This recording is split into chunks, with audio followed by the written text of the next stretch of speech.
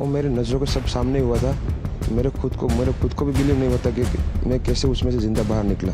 थोड़ा टाइम के लिए तो मेरे को लगा था कि मैं भी मरने वाला हूँ, लेकिन जब मेरी आँख खुल के मैं देखा ना तो मुझे लगा मैं ज़िंदा हूँ। तो मैंने ट्राई किया, जब मेरी सीट से वो मेरी बेल्ट निकाला, मैंने वो ट्राई किया जहाँ से निकल सकता वहाँ से, मैं निकल गया वहाँ से। टेक ऑफ के बाद 1 मिनट के अंदर ही जब टेक ऑफ हुआ ना तो सडनली 5-10 सेकंड कैसे लगा जैसे स्टक हो गया वो। बाद में से मेरे को लगा कि कुछ हुआ।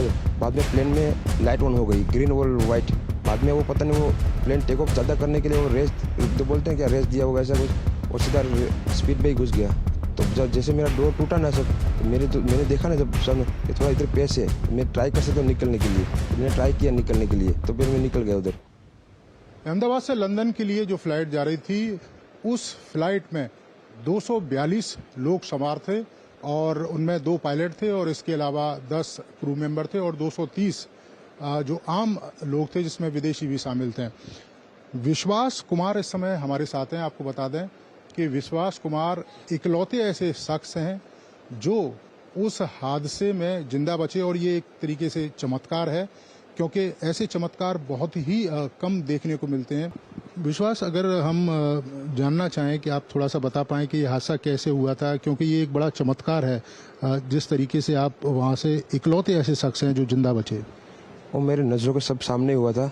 मेरे खुद को भी बिलीव नहीं होता कि मैं कैसे उसमें से ज़िंदा बाहर निकला, क्योंकि थोड़ा टाइम के लिए तो मेरे को लगा था कि मैं भी मरने वाला हूँ, लेकिन जब मेरी आँख खुल के मैं देखा ना तो मुझे लगा मैं ज़िंदा हूँ।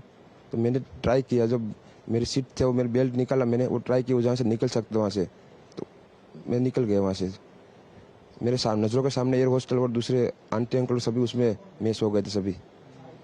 अच्छा, थोड़ा सा बता पाएं, जब जैसे ही टेक ऑफ हुई फ्लाइट, क्या हुआ था और अचानक से कैसे हादसा हुआ? टेक ऑफ के बाद 1 मिनट के अंदर ही जब टेक ऑफ हुआ ना तो सडनली 5-10 सेकंड कैसे लगा जैसे स्टक हो गया वो।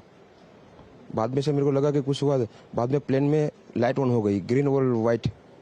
बाद में वो पता नहीं वो प्लेन टेक ऑफ ज़्यादा करने के लिए वो रेस तो बोलते हैं क्या, रेस दिया होगा ऐसा कुछ, और सीधा स्पीड में ही घुस गया जहाँ वो क्या था वो हॉस्टल था, एक हॉस्पिटल का। हाँ, हॉस्टल में। और सब सामने सब हुआ। ये जब फ्लाइट जब क्रैश हुई, उस समय हॉस्टल पे लैंड की थी, उसी समय आप बाहर निकले थे?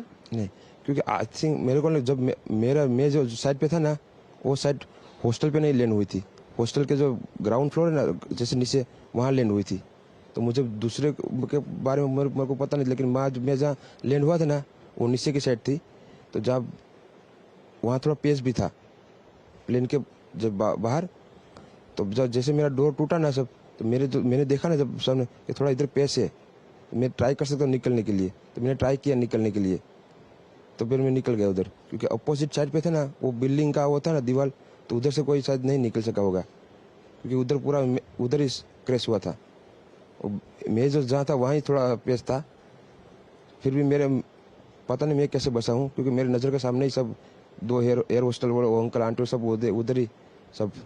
आप पैदल चल के आए वहाँ से निकल के? हाँ, और थोड़ा जब आग लगी ना मेरा लेफ्ट हैंड भी जल गया थोड़ा। फिर एम्बुलेंस मेरे को उठा लेके इधर आया हॉस्पिटल में। अभी इलाज वगैरह कैसा हो रहा है? अभी कैसा फील कर रहे हैं आप? इलाज बहुत अच्छा है, यहाँ के लोग बहुत सपोर्टिंग है, बहुत अच्छा इलाज कर रहे हैं सब। ये आपने देखा विश्वास कुमार, जो इकलौते शख्स थे जो इस हादसे में जिंदा बचे थे। प्रधानमंत्री यहाँ पर पहुंचे घायलों को देखने के लिए, क्योंकि जब हवाई जहाज क्रैश हुआ उसके आसपास भी कई सारे लोग थे जो घायल हुए थे, जिनका इलाज अहमदाबाद के सिविल हॉस्पिटल में चल रहा है।